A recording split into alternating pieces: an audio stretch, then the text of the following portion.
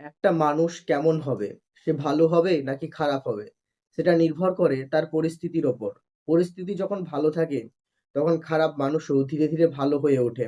আর পরিস্থিতি যখন খারাপ থাকে, তখন কোনো ভালো মানুষও ধীরে, ধীরে খারাপ হয়ে যায়।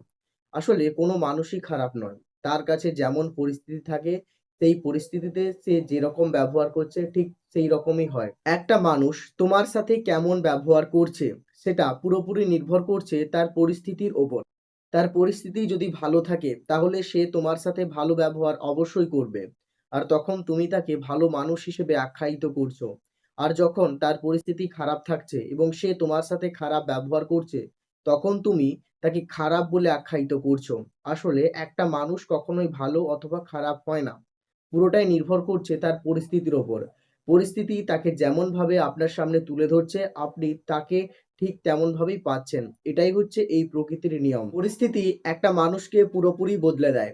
পারিপার্শ্বিক পরিস্থিতির চাপে একটা মানুষ যেমন প্রেমে পড়ে, আবার সেই পরিস্থিতির চাপেই কিন্তু সেই মানুষটাই প্রেম থেকে বেরিয়ে এসে নিজের জীবনের পথটা নিজেই তৈরি করে নেয়। পরিস্থিতি আমাদের প্রত্যেককেই আমাদের জীবনে এমন অবস্থার মধ্যে নিয়ে গিয়ে ফেলে, যে অবস্থায় আমরা নিজেদের মধ্যে লো কনফিডেন্স ফিল করি। এখনকার পরিস্থিতি এতটাই খারাপ যে আমরা যে মানুষটার সাথে অনলাইনে দীর্ঘক্ষণ ধরে কথা বলতে পারি, সেই মানুষটা যখন বাস্তবে আমাদের সামনে এসে দাঁড়িয়ে যায় তখন আমরা তাকে ভয় পাই। তার সামনে কোনো কথা বলতে পারি না।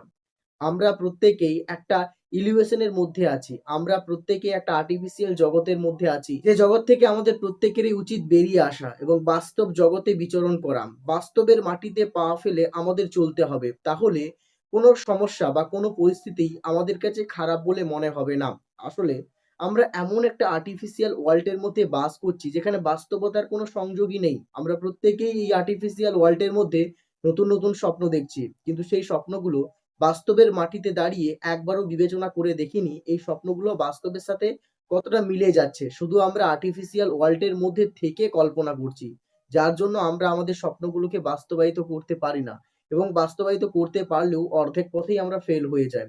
সবসময় বাস্তবের মাটিতে নেমে এসে কল্পনা করো, চিন্তা ভাবনা করো, স্বপ্ন দেখো।